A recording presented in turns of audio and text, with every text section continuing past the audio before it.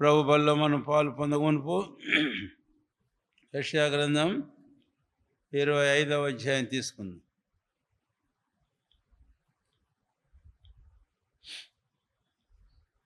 25వ అధ్యాయము యెషయా గ్రంథం. ఇప్పుడు కూడా ఒక వచనం మనం చదువుకుందాం ఈ అధ్యాయంలో నుంచి.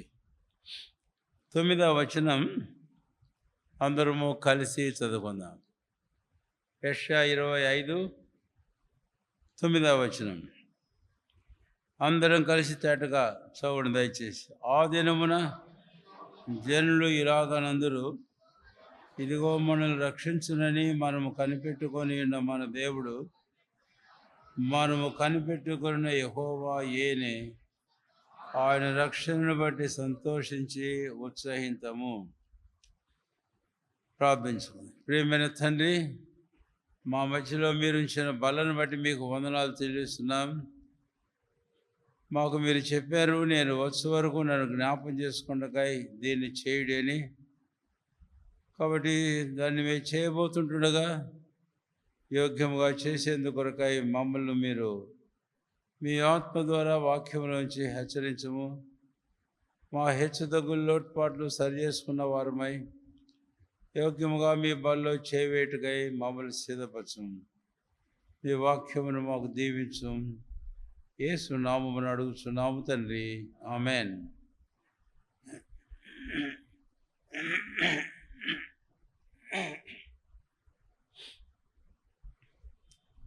9వ వచనం.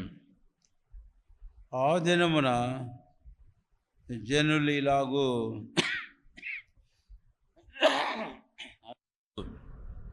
ఆ దినమున జనులాగా అందరూ అని.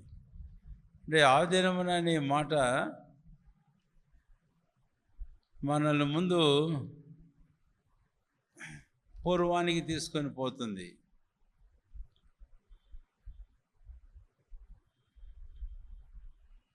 గడిచిన కాలానికి మనల్ని తీసుకొని పోతుంది, గడిచిన దినాలు. ఆ తర్వాత ఆ దినమున అన్నప్పుడు ముందున్న దినాలు, భవిష్యత్తు దినాల గురించి మనం చూస్తాం. కాబట్టి ఆ దినమున అనే ఈ పదం భూతకాలమును, ఆ తర్వాత భవిష్యత్ కాలాన్ని మనకు జ్ఞాపకము చేస్తూ ఉంది అని. అంటే భూతకాలమున దేవుడు ఏమి చేశాడో అనే విషయం చేశాడు. ఇందాక మనం చెప్పుకుంటూ వచ్చాము, సమస్త జనులకు అనే విషయం చేశాడు ఒకసారి, అయితే భవిష్యత్తులో చేయబోతున్నాడు మరొకసారి. కనుక అది ఇశ్రాయేలు జనాంగం కొరకై చేయబోయే కార్యం. సరే, ఇక్కడ మనం గమనించినప్పుడు ఆ దినాన జనులు ఇలాగంటారట. ఏమంటారు? దయచేసి 2 కాలాలు గుర్తుంచుకోవాలి మీరు చాలా జాగ్రత్తగా. కాబట్టి ఒకటి భూతకాలం, రెండవది భవిష్యత్ కాలం.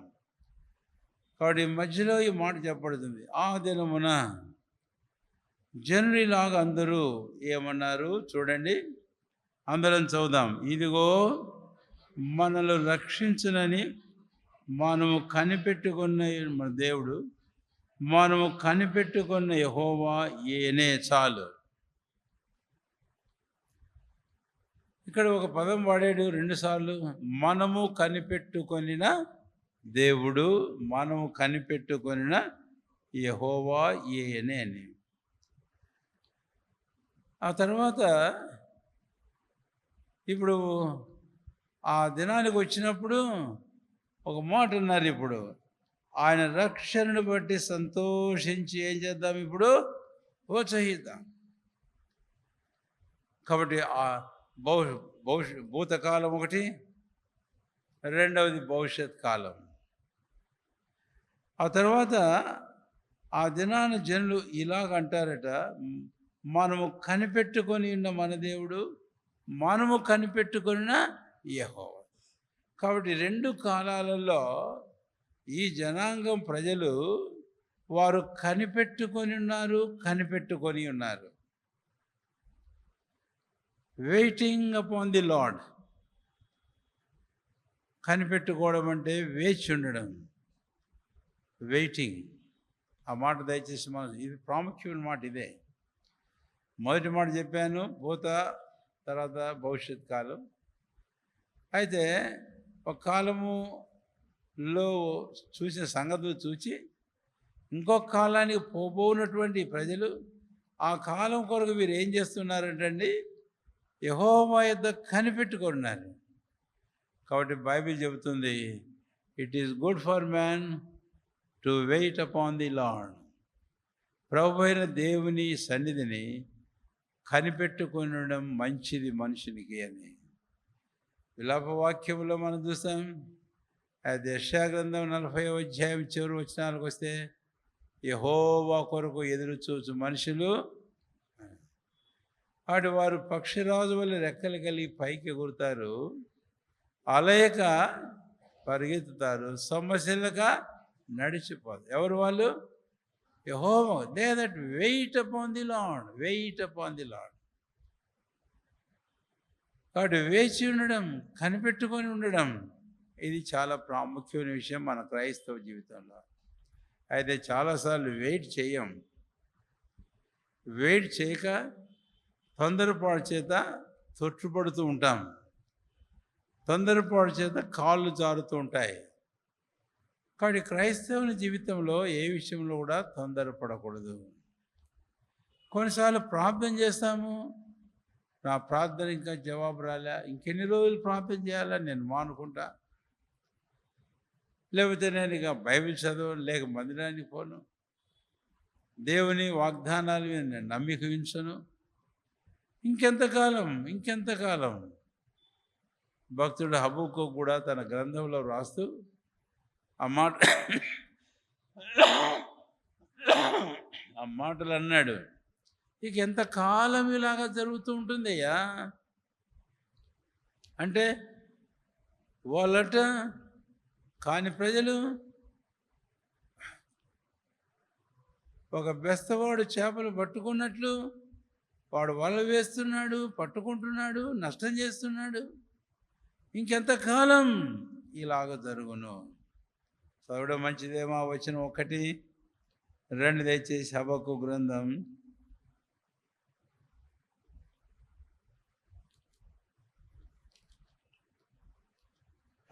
గ్రంథం 1వ అధ్యాయము. దేవా, నీవు ఇలాంటి వాడువు కదా. 13వ వచనం. అయితే క్రిందకు మనం వెళితే, దుర్మార్గులు తమ కంటే ఎక్కువ నీతి పనులను నాశనం చేయగా నీవు చూచియు ఎందుకు ఊరకున్నావు. 17వ వచనాన్ని వెళితే, వాడు ఎల్లప్పుడూ తన వల్ల ఉండి దిమ్మరించుచుండవలన, ఎప్పటికీ మానకుండా వాడు జనములను హతము చేయుచూ ఉండవలన. కాబట్టి ఎంతకాలమయ్యా ఇలాగ జరుగుతుంది. క్రొత్త నిబంధనలో కూడా చూస్తాం. ప్రకటన గ్రంథం 6వ అధ్యాయంలో మనం గమనించినట్లయితే కనుక, మా రక్తము నిమిత్తమై నీవు ప్రతిదండన చేయకుండా ఉంటావా. ప్రకటన గ్రంథం 6వ అధ్యాయము ప్రకటన గ్రంథం గమనించండి దయచేసి. 9, 10 వచనాల్లో మనం చూస్తాం. 10వ వచనం చివరి భాగానికి వస్తే, ప్రతిదండన చేయకయు ఎందాక, ఆ మాట చూడండి, నాదా సత్యస్వరూపి పరిశుద్ధుడా, ఎందాక తీర్పు తీర్చక ఎందువు. మా రక్తం నిమిత్తమై భూనివాసులకు ప్రతిదండన చేయక ఉందువు. ఇంకెంతకాలం. అప్పుడు వారికి జవాబు వచ్చింది. ఏం జవాబు? చివరిలో, ఇక కొంచెము కాలము. సరే, ఈ వచనాలన్నీ మళ్ళీ తర్వాత మీరు ఒకసారి చదవాలని జ్ఞాపకం చేస్తున్నాను. కాబట్టి ఇశ్రాయేలు జనాంగం నాడు వారైతేనేమి, నేడు మనమైతేనేమి, ఏదైనా ప్రభు మీద మనం భారం వేసి ప్రార్థన చేసి కనిపెట్టుకొని మనం ఉండే దినాలలో కొంత లేట్ అయ్యేటప్పటికీ మనము కొంత ఓపికను, సహనాన్ని పోగొట్టుకుంటుంటాం. అందుకే ఒక మాట చెబుతుంటారు, delays are not denial. Delay చేయడం అనేది దేవుడు తృణీకరించడం అనేది కాదు. సరే, అందుకని ప్రభు సమయం కొరకై మనం కనిపెట్టుకొని ఉండాలి. మన సమయం ఆయన సమయం కాదు. సమయములు కాలములు తండ్రి తన ఆధీనంలో ఉంచుకున్నాడు. అందుకని యెషయా గ్రంథం 25వ అధ్యాయము 9వ వచనం, మనలు రక్షించనని మనం కనిపెట్టుకొని ఉన్న మన దేవుడు, మనము కనిపెట్టుకొని ఉన్న యెహోవా అన్నమాట. సరే, అంతవరకు అయిపోయింది. అబ్రాహాము శారాలు కనిపెట్టుకోలేక ఎంత నష్టపడ్డారో, నష్టం తెచ్చారో మనకు తెలుసు, నేను వ్యాఖ్యానించబోవడం వల్ల. తర్వాత ఇప్పుడు వీరు ఏమన్నారు? 9వ వచనంలో, 9వ వచనం, ఆయన రక్షణను బట్టి సంతోషించి ఏం చేద్దాం? మనం ఇప్పుడు చేద్దాం. ఆయన రక్షణను బట్టి మనము సంతోషించి ఉత్సహించుదాం. అంటే వారికి అర్థమవుతుంది, ప్రభు అయిన దేవుడు భవిష్యత్ కాలాల్లో, రెండవది ఈ కాలంలో మనం కనిపెట్టుకుంటూ వచ్చాము. కనిపెట్టుకుంటూ వచ్చిన వారి కనిపెట్టుకోవడం అది నిరాకరించడం కాదు, కానీ దేవుడు ఆలస్యం చేయడం, అయితే దేవుడు జవాబు ఇవ్వటం. అందుకని అక్కడ మనం చూస్తాం, ఇప్పుడు ఆయన రక్షణను బట్టి మనం కనిపెట్టుకుని యెహోవా ఈయనే, ఆయన రక్షణను బట్టి ఏం చేద్దాం? మనం ఇప్పుడు సంతోషించి ఇప్పుడు మనం సంతోషిద్దాం. ఆయన రక్షణ బట్టి ప్రభు తన కార్యాన్ని నెరవేర్చాడు. నిశ్చయంగా మన ప్రభు కార్యములను సవలపరచు దేవుడు.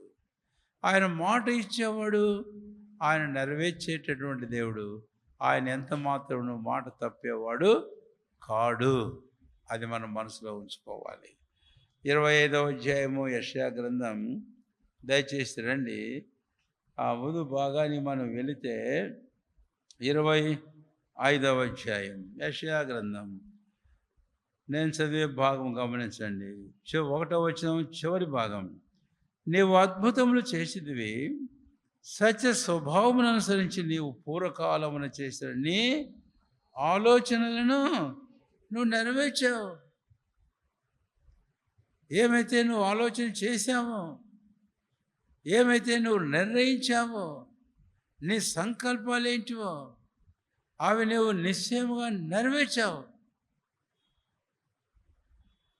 నిశ్చయంగా దేవుడు మన జీవితంలో కూడా అలాంటి దేవుడే. మన విషయమై ఆయన ఆలోచనలు తలంపులు ఆయన చక్కగా నెరవేర్చువాడు. నెరవేర్చకుండా మానుకుంటకు ఆయన మనుషుడు కాడు.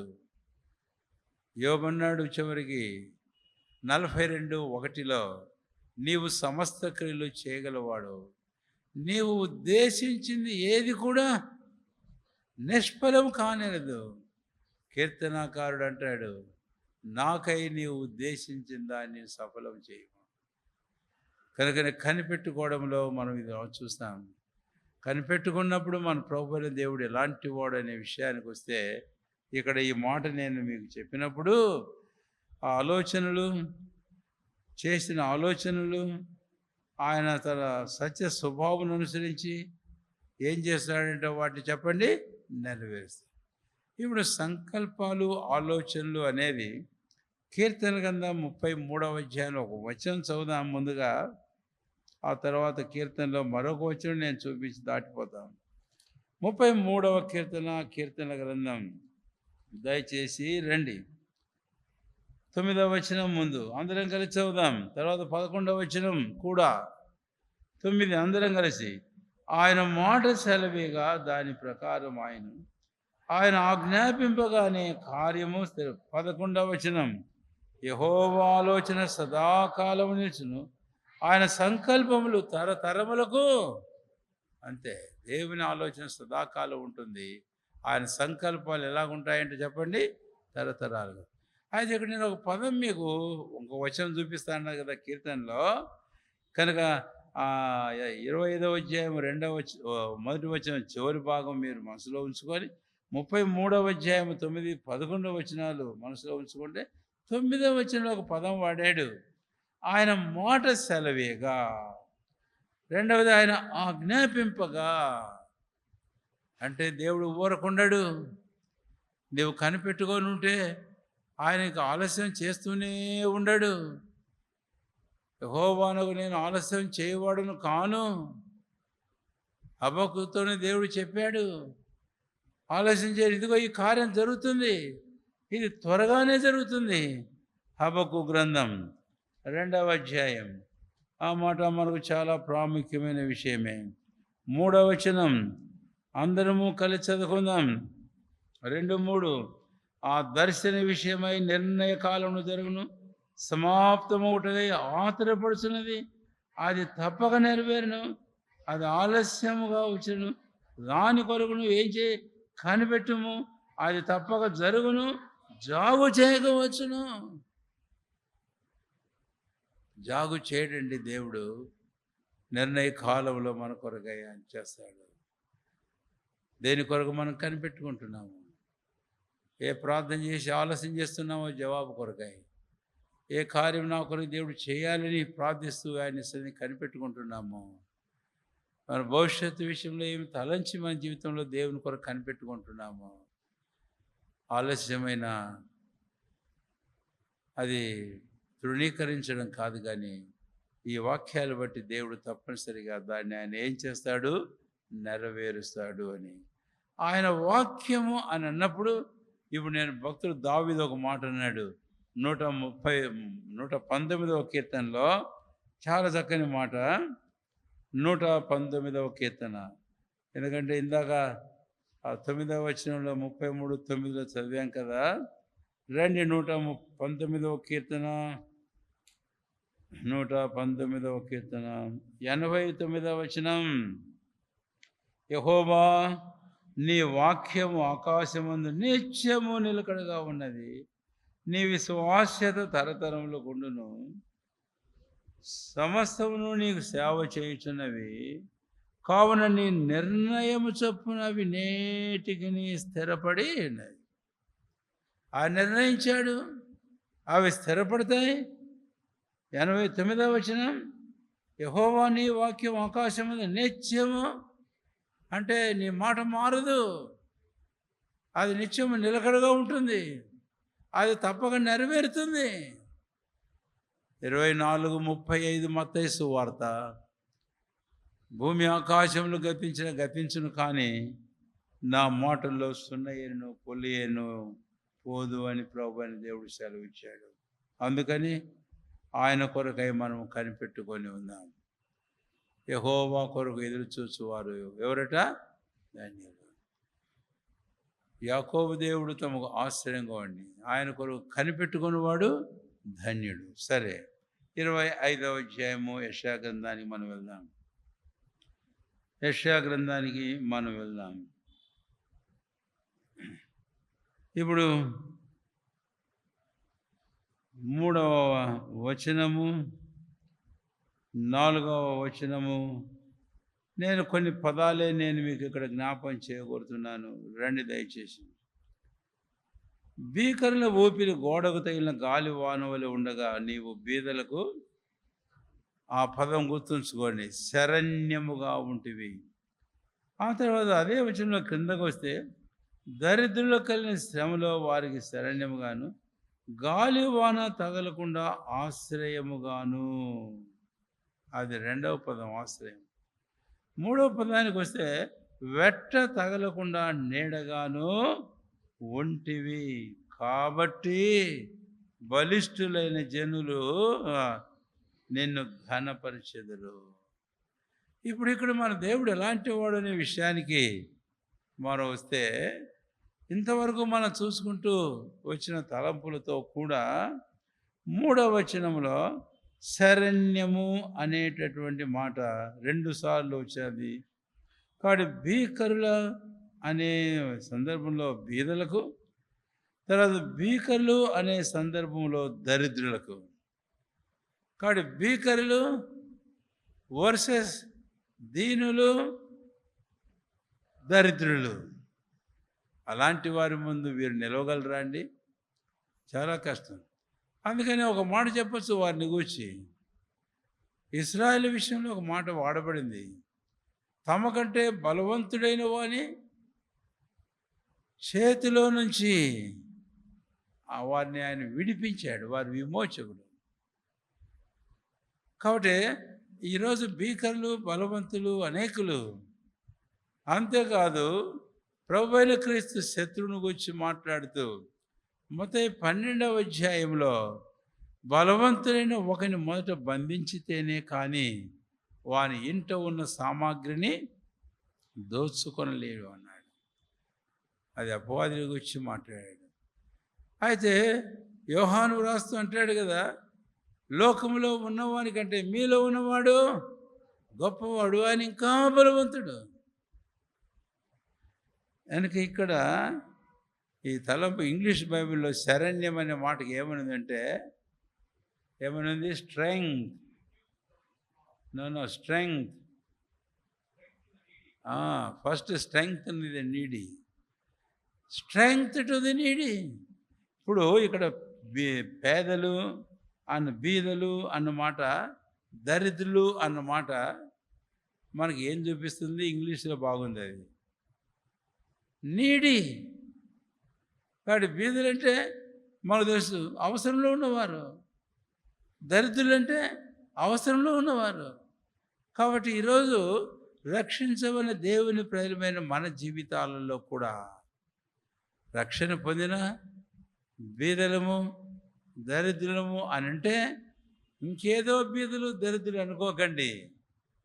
ఇక్కడ పర్టికులర్గా ఒక వాక్యానికి, ఒక తలంపుకు మనం వస్తే, ఎందుకంటే ముందు ఆయన ఏమై ఉన్నాడు దానికి వస్తే, మన గురించి ఏంటి మన బీదరికం, ఏంటి మన దారిద్ర్యం అనే విషయానికైనా మనం వస్తే కనుక we are poor in strength. We are poor in strength.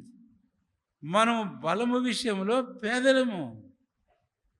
దేవుడు తాను ఏర్పరచుకున్న వారిని గురించి 1 కొరింథీ 1:26 మాట్లాడితే 27లో అక్కడ అంటాడు కదా, మీలో గనులను, గొప్పవారిని, బలవంతులైన వారిని దేవుడు ఏర్పాటు చేసుకోలేదు, కానీ అయితే నీచులను, తృణీకరించబడిన వారిని, బలహీనలను, ఎందుకు? బలవంతులను సిగ్గుపరచుటకై. ఈరోజు మన జీవితంలో ఇలాంటి మనల్ని దేవుడు ఏర్పాటు చేసుకున్నాడు. అటు వారమైన మనం పేదలమే, బీదలమే, దరిద్రులమే. ఎన్నో విషయాల్లో యాకోబు భక్తుడు 2వ అధ్యాయం యాకోబు పత్రిక 7వ వచనంలో లోకమందు దరిద్రులైన వారు విశ్వాసమందు ఏమైనారట? ఐశ్వర్యం. కాబట్టి బలము విషయంలో బీదలం అంటే బలహీనం, విశ్వాస విషయంలో మనం బలహీనం, ఇంకా అనేక విషయాల్లో. కానీ ఈ సందర్భమే చెప్పి ముందుకు పోతాం. కనుక బీదలు, దరిద్రులు అని అంటే people who are in need అనేది అర్థం. ఇక్కడ నీడ్ అనేది లేకుండా ఉన్నవారు ఎవరైనా ఉన్నారా? నాకు ఇంకేమీ అవసరం లేదనే వాళ్ళు ఉన్నారా? వాడు అనుకున్నారు పాపం అవసరం లేదు నాకని. అయితే ఈరోజు సార్వత్రిక సంఘంలో, ఈ సంఘ కాలంలో చివరి సంఘం, లవొదికీయ సంఘం, నేను ధనవృద్ధి చేసుకొని ఉన్నాను, నాకు ఇక ఏమీయో నాకు చెప్పరే, ఏమీయో అక్కర్లేదు. I'm not poor. దేవుడు అన్నాడు, you are poor, you are rich and you are needy, but you are not able to understand, you are blind. నువ్వు అర్థం చేసుకోవడం లేదండి. ప్రభుళ్ళారా, ఈ తలంపు మన హృదయాలకు అన్వయించుకుందాం. ప్రభువా, నేను పేదవాడను, నేను దరిద్రులని అంటే శారీరకంగా లోకరీత్యా కాదు, ఆధ్యాత్మికం, ఆత్మీయ విషయాల్లో. విశేషంగా ఈ సందర్భానికి వస్తే నేను బలము విషయంలో కూడా పేదవాడనే, బీదని, నేను బలహీనుడను. కాబట్టి నాకు బలం అవసరం, నాకు బలం అవసరం. ఇలాంటి నా స్థితిలో మనం అది రీతే ప్రభువును మనం అడిగితే నిశ్చయంగా ప్రభు మనకు ఆ బలమును అనుగ్రహిస్తాడు. కీర్తనాకారుడు దావీదు అన్న మాటకు మనం వెళదాం. కీర్తన గ్రంథం 18వ అధ్యాయం. కీర్తన గ్రంథం 18వ అధ్యాయం రండి దయచేసి. మొదటి వచనంలో చూస్తే యెహోవా నా బలమా. తర్వాత చివరి భాగాన్ని మనం వెళితే 39వ వచనం, యుద్ధమునకు నీవు నన్ను బలము ధరింపజేసితివి, నా మీదికి లేచిన వారిని నా క్రింద నీవు. కాబట్టి యుద్ధమునకు నీవు నాకేం ధరింపజేశావట? బలాన్ని ధరింపజేశావు. అందుకనే బలహీనులు మన జీవితంలో దేవుని బలం పొంది బలవంతులు మనం కాగలం. మనం ప్రార్థించుకొని ప్రభువుని అడుగుదాం. కనుక బీదలకు ఆయన, దరిద్రులకు ఆయన బలము అయి ఉన్నాడు. శరణ్యం అనే మాటకు ఇంగ్లీష్లో బలం, బీదలు అనే మాటకు ఇంగ్లీష్లో నీడి. ఇక ఏ నీడైనా నీ జీవితంలో, నీ శారీరక, నీ మానసిక, నీ ఆధ్యాత్మికమైన దౌర్బల్యతలు, బలహీనతలు, లేమి, కొరతలు, నీకు ఇంకా అవసరమైంది ఏందో, చాలింది ఏందో, ఖచ్చితంగా నీ జీవితంలో ఆయన అడిగితే ఆయన నీకు బలవంతుడైన దేవుడు. నిశ్చయముగా నీకంటే భీకరులు, భయంకరులైన వారిని ఓడించగల బలమును ప్రభువు నీకు ధరింపజేస్తాడు, మనకు ఆయన ధరింపజేస్తాడు. తర్వాత తలంపుకు మనం వెళ్దాం. యెషయా గ్రంథం 65వ అధ్యాయం 3వ వచనం చివరి భాగం చదువుతున్నాను. గాలి వాన తగలకుండా ఆశ్రయముగాను చాలంతే. మూడవదిగా ఈ దేవుడు నా దేవుడు. మొదటి వచనంలో నా దేవుడు, ఆయన నమ్మదైన దేవుడు, ఆయన మాట ఇచ్చి స్థిరపరిచే దేవుడు, ఆయన కొరకై కనిపెట్టుకునే నన్ను ఏమాత్రం సిగ్గుపరచని దేవుడు. ఆ దేవుడు నా బలహీనతలో, నా అవసరంలో నాకు బలమై నాకు చాలిన దేవుడు. ఇంగ్లీష్లోనే 2 కొరింథీ 3:5లో ఒక మాట అంటాడు. తెలుగులో మనకంత సరిగా లేదు. God is our sufficiency. అంటే దేవుడు నాకు చాలినవాడు అన్నమాట అన్ని విషయాల్లో. సరే, ఇప్పుడు 25 తర్వాత మనం వచ్చాం కనుక 3వ వచనంలో గాలి వాన తగలకుండా మనకి ఎలాగుంటాడంటే చెప్పండి, ఆశ్రయముగా ఉంటాడు. ఈ గాలి వాన అనేవి క్రైస్తవుని జీవితంలో ఆయా రకాలైన శ్రమలను, పరిశోధనలను మనకు చూపిస్తూ ఉంది అని. అందుకనే కీర్తనకారుడు తన కీర్తనలో 32వ అధ్యాయంలో ఈ మాట అంటాడు. కీర్తనలో 32వ అధ్యాయం దయచేసి రండి. 6వ వచనం చివరి భాగం, లేకపోతే ముందు 7వ వచనం చదువుదాం. లేక 6వ వచనం అండి. ఫస్ట్ 6వ వచనం, కావునని దర్శన కాలమందు భక్తి గల వారందరిని ప్రార్థన చేయుదురు, విస్తార జల ప్రవాహములు పొరలి వచ్చినవి నీ మీదికి రావు. విస్తారమైన జలములు ప్రవాహంలాగా పొరలు వస్తాయి, రావచ్చు. కానీ ఏమిటంటే అవి వారి మీదికి రా. కారణం ఏమిటో తెలుసా? అక్కడే క్రింద ఇంకో మాట అన్నాడు, నా దాగుచోటు నీవే, నా శ్రమలో నుండి నీవు నన్ను. కాబట్టి ఆశ్రయము అనేటి మాట నిశ్చయంగా మన దాగుచోటు. పాత నిబంధనలో కొన్ని ఆశ్రయపురాలు వచ్చి మనం చూస్తాం. పరిగెత్తుకొని వెళ్ళి వాడు దాక్కోవాలంతే. సామెతలు 18వ అధ్యాయం 10వ వచనంలో చూస్తాం, యెహోవా నామం బలమైన దుర్గం, నీతిమంతుడు అందులోనికి వెళ్ళి సురక్షితంగా నివసించునని. అందుకే ప్రియులారా, మనం ఆయన్ను ఆశ్రయిద్దాం. మనకి చక్కని ఆధారం ఉంది. ఒక వచనం చదువుతాను. హెబ్రీ పత్రిక 6వ అధ్యాయం. ఇక్కడ కూడా తెలుగులో శరణ్యం అని ఉందనుకుంటాను, అయితే ఇంగ్లీష్లో బాగుంది. తీయండి ఇంగ్లీష్లో దయచేసి. 6వ అధ్యాయము 17, 18 వచనాలలో ఆ మాటను మనం చూస్తాం.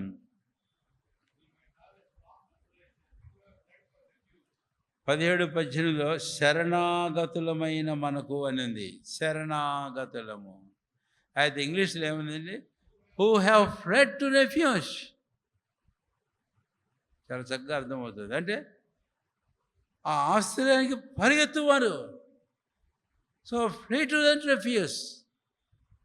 అన్ని పరిస్థితుల్లో కూడా అదే మనం నేర్చుకుందాం చాలంతే.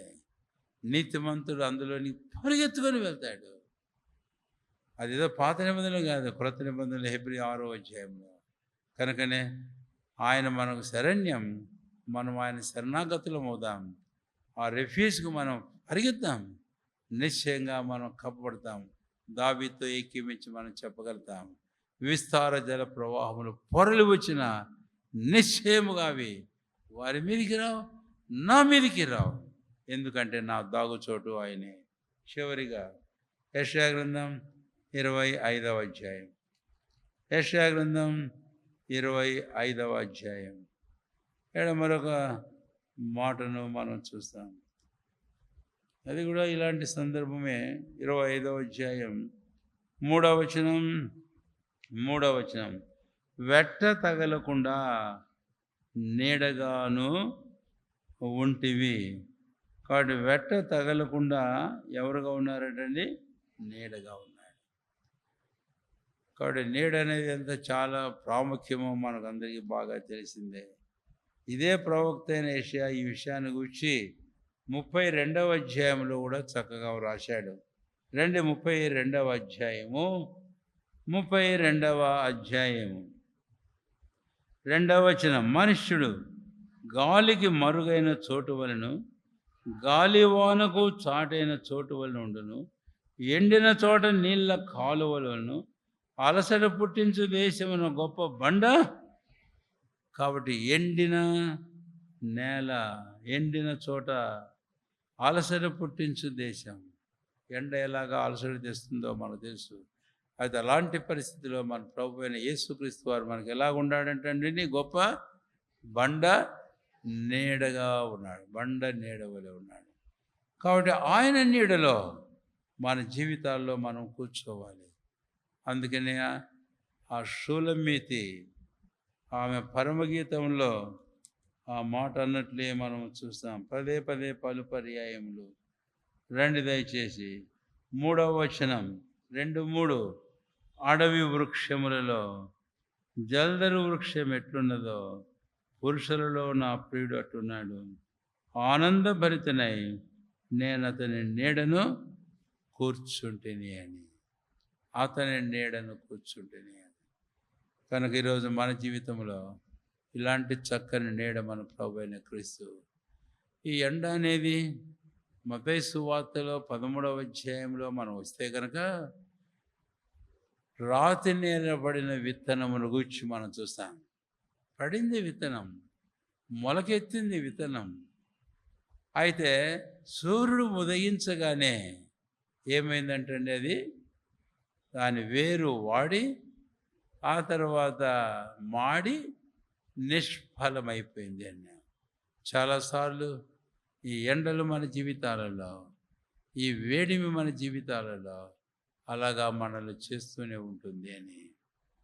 అందుకనే కొంతమంది దేవుని వాక్యమును అంగీకరించి కూడా వారికి కలిగిన శ్రమలో వారు నిష్ఫలమైపోతున్నారు. ఆ ఒక్క వచనం చదువుదాం. మత్తయి సువార్త 13. ప్రభు ఉపమానం చెప్పాడు, ఉపమానం యొక్క భావమును చెప్పాడు. 13వ అధ్యాయము మత్తయి సువార్త. అందరము కలిసి చదువుకుందాం. ఎండను దేనికి పోల్చాడో చదువుకుందాం. 21వ వచనం. 20లో రాతి నేల విత్తబడిన వాడు వాక్యం విని వెంటనే సంతోషంతో దాన్ని అంగీకరించి. అందరం కలిసి 21వ వచనం. అయితే అతనిలో వేరు లేనందున అతడు కొంతకాలం నిలిచును కానీ వాక్యం నిమిత్తము శ్రమయను హింసయను కలగానే అభ్యంతరపడును.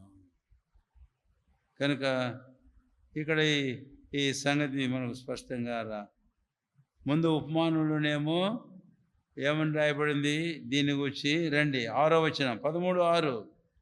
సూర్యుడు ఉదయించి అప్పుడు అవి మాడి వేరు లేనందున, అంటే వేడి సూర్యుడు ఉదయించాడు.